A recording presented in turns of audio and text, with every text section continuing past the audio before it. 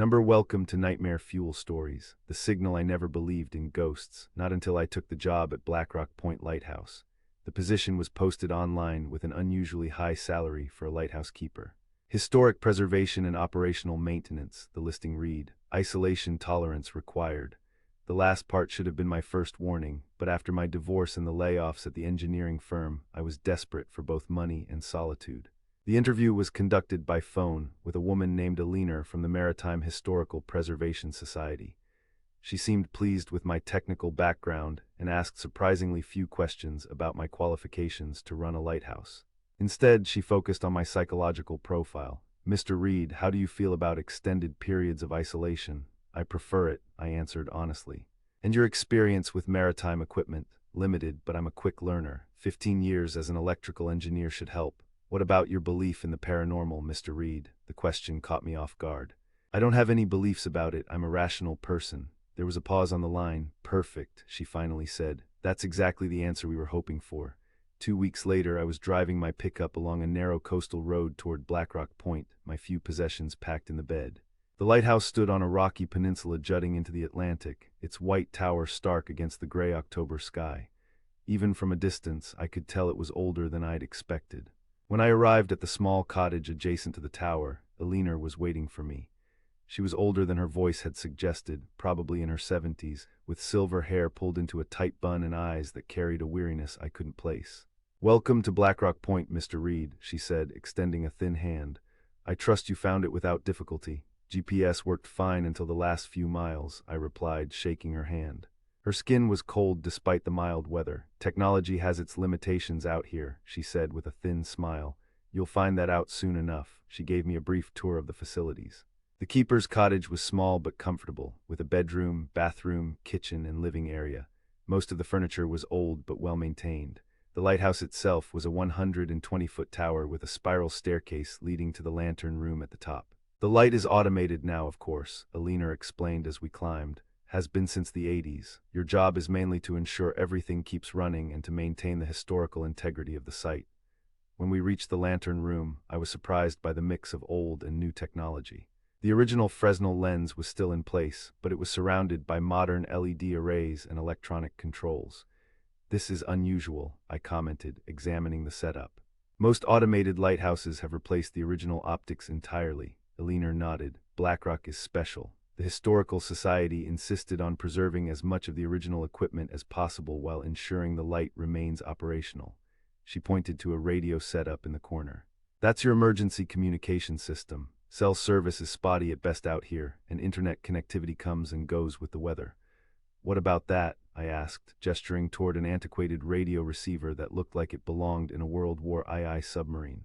Alina's expression tightened slightly. "That's part of the historical equipment. It's non-functional, but we keep it for authenticity." I wasn't convinced. The dials had been recently dusted, and there was a logbook next to it that looked well used. "Now, as for your duties," she continued, clearly eager to change the subject. "The automated systems need checking twice daily. The Historical Society requires detailed logs of all maintenance and any unusual occurrences." "Unusual occurrences?" I asked. "Weather anomalies, equipment malfunctions, that sort of thing," she replied quickly. "This is an old lighthouse, Mr. Reed. Things happen." Before leaving, Alina handed me a thick binder. "This contains all the operational procedures, emergency protocols, and contact information. I'll be your primary point of contact with the Society." She paused at the door of the cottage. "One more thing, Mr. Reed. Between midnight and 3 a.m., it's best to stay in the cottage. The tower undergoes automated system checks during those hours." "I thought I was supposed to do the system checks," I said. "You handle the morning and evening inspections." "The midnight diagnostics are programmed into the system." Her tone made it clear this wasn't up for discussion. "Good luck, Mr. Reed. Someone will deliver supplies every 2 weeks. Otherwise, you shouldn't expect visitors." After she left, I spent the remainder of the day unpacking and familiarizing myself with the cottage. It was cozy enough, with a wood-burning stove in the living room and a surprisingly well-stocked kitchen. The bedroom had a comfortable queen-sized bed and a window facing the ocean. That first night, I slept better than I had in months. The constant rhythm of the waves against the rocks below and the distant, regular flash of the lighthouse beam created a soothing background that lulled me to sleep almost immediately. The next morning I began my official duties. The morning inspection was straightforward. check the automated light systems, ensure the backup generators were operational, and log any maintenance needs. Everything was in perfect working order. For the first week, I fell into a comfortable routine. During the day, I explored the peninsula, took long walks along the shore, and caught up on reading. The evenings were spent logging my inspections and occasionally watching old movies on the surprisingly decent television in the living room. I followed Aliner's advice and never went to the tower between midnight and 3 a.m., though I occasionally heard mechanical sounds coming from that direction during those hours. System checks, just as she'd said. It wasn't until the 8th night that things began to change. I was awakened just after 2 a.m. by a sound I couldn't immediately identify. It wasn't the waves or the wind which had become familiar companions. This was different, a rhythmic tapping, almost like Morse code. Groggily, I got out of bed and followed the sound to the living room window. The tapping was coming from the direction of the lighthouse. Through the window, I could see that the main light was functioning normally, sweeping across the dark ocean in its regular pattern. But there was something else, a faint glow from the lantern room that didn't match the main beam. It pulsed in sync with the tapping sound. I remembered Aliner's warning about staying in the cottage during the system checks, but my curiosity was piqued. As an engineer, unusual patterns in machinery operation always drew my attention. I threw on a jacket and boots and stepped outside. The night was clear but cold, with a 3/4 moon providing enough light to navigate the path to the tower. The tapping grew louder as I approached, definitely coming from the lantern room. The door to the base of the tower was supposed to be locked during the automated checks, according to the manual, but when I tried the handle, it opened easily. The spiral staircase loomed above me, dark except for the emergency lights that cast a dim red glow every few steps. I began to climb, the metal steps cold beneath my hands as I gripped the railing. The tapping continued, now accompanied by a faint crackling sound that reminded me of old radio static. When I reached the lantern room, I froze in the doorway. The old radio receiver, the one Aliner had claimed was non-functional, was active. The dials were illuminated with a pale blue light, and the speaker emitted the static I'd heard from below. But it wasn't just random noise. There was a pattern to it, a rhythm that matched the tapping I'd heard. And beneath the static, barely audible, was what sounded like a human voice. I approached the radio cautiously. The logbook beside it was open, with entries dating back decades. The most recent was from just 2 days ago, written in handwriting I didn't recognize. 214 hours, signal stronger tonight, partial message received, they're still out there. I flipped back through the pages. Similar entries appeared throughout, some dating back to the 1950s, all referencing the signal and them being out there. The static suddenly cleared for a moment, and a voice came through, distant and distorted, but unmistakably human. "Blackrock, do you copy? We are. Position. Unable to. Assistance required." Then the static returned, swallowing the voice. I reached for the transmitter button, some instinct telling me to respond, but stopped myself. What was I hearing? A ship in distress, some kind of radio interference picking up commercial traffic. I checked the frequency display, 160 kHz. That was in the maritime band, but lower than most modern ships would use. It was an older frequency, one that hadn't been common since before satellite communication became standard. The manual inspection log for the lighthouse equipment was on the desk next to the radio. I flipped it open and found that no one had signed off on a midnight inspection for over a month. Whatever Aliner had told me about automated system checks was clearly a lie. I decided to document what I was hearing. I found a blank page in the logbook and wrote 227 hours. Unknown signal on 160 kHz. Possible distress call. Will monitor and report. As I wrote, the static cleared again and the voice returned, louder this time. 17 souls aboard. "Blackrock, please respond. We see your light." I looked out at the ocean through the glass panels of the lantern room. The night was clear enough that I could see several miles out to sea in the moonlight. There were no ships visible, no lights on the horizon except for the distant twinkle of what might have been a commercial vessel far out in the shipping lanes. The voice came again. "We've been adrift for days. Please." Something about the transmission felt wrong. The voice had an odd quality to it, almost as if it was speaking from the bottom of a well. And despite the plea for help, there was no urgency in the tone, just a flat, emotionless delivery that sent a chill down my spine.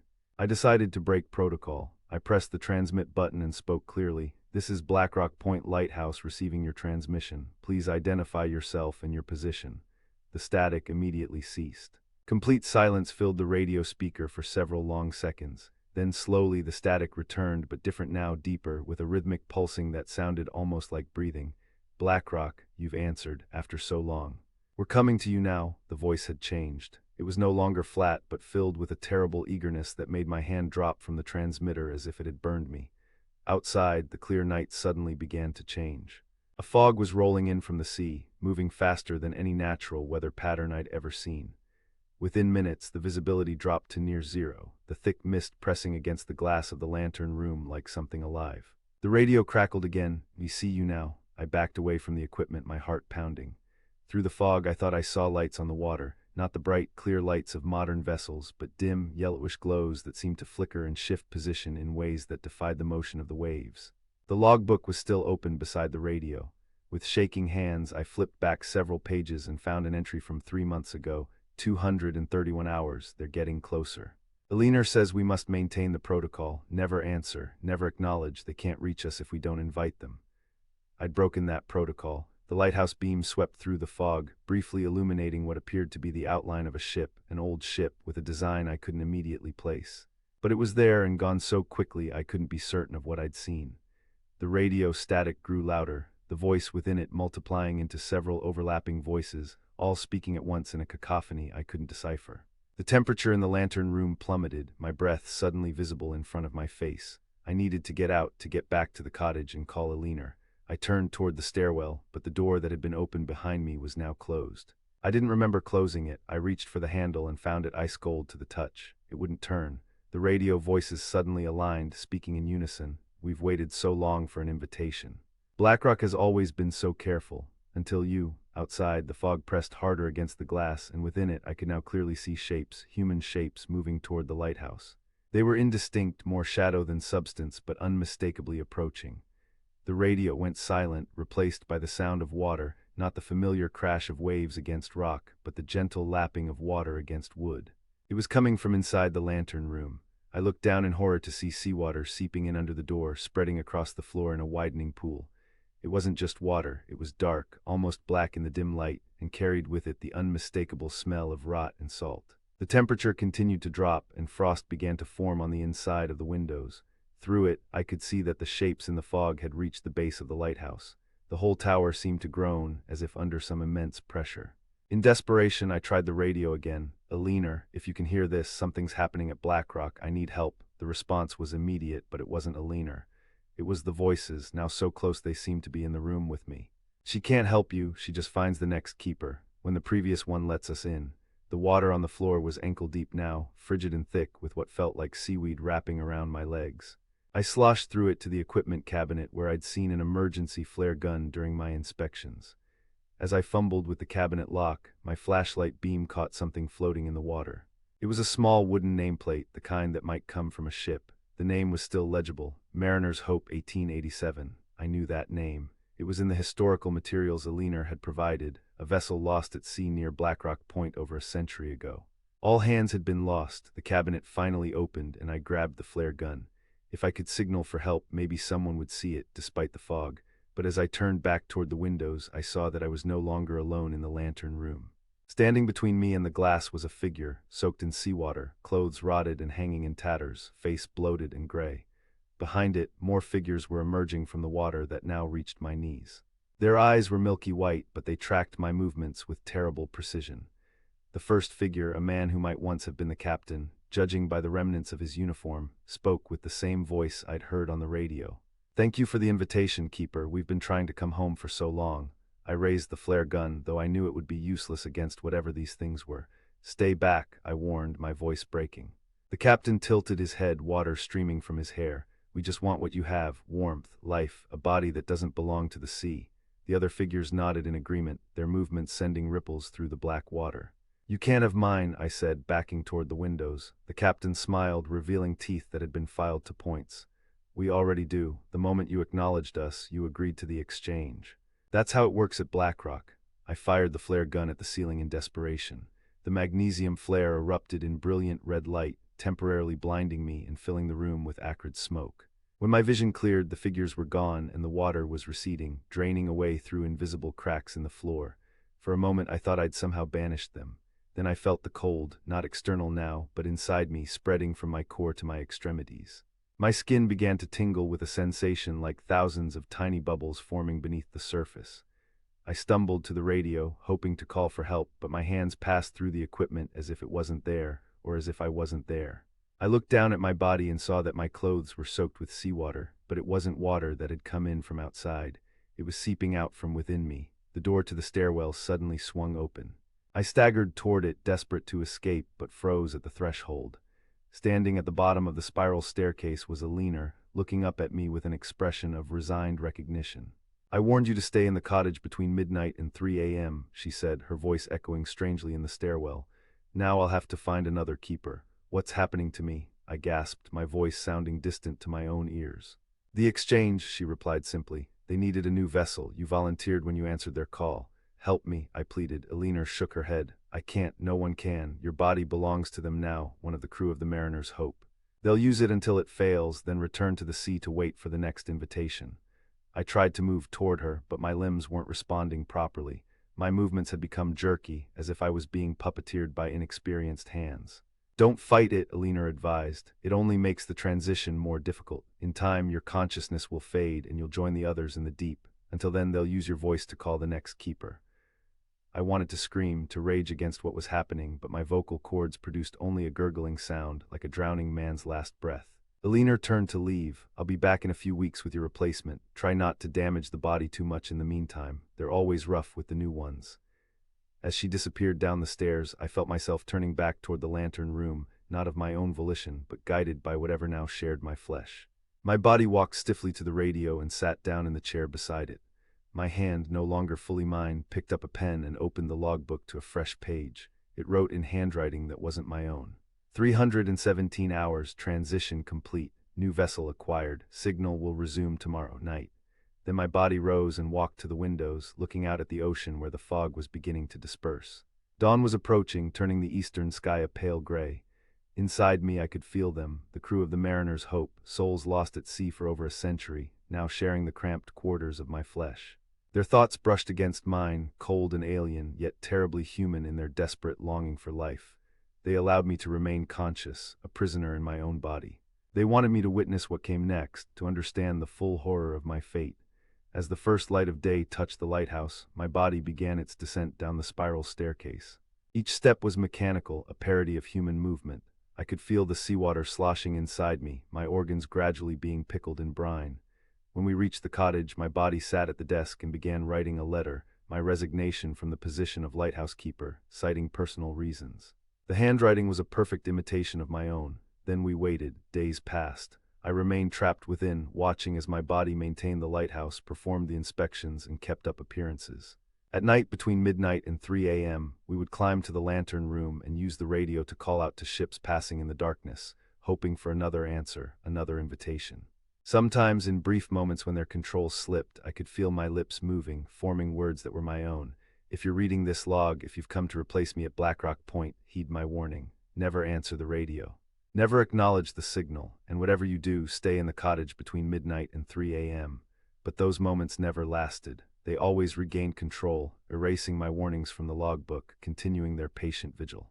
And so I remain, caught between life and death, land and sea, watching through eyes that are no longer mine as the Blackrock light sweeps across the dark waters, calling to ships that shouldn't exist, waiting for the next keeper to make the same mistake I did.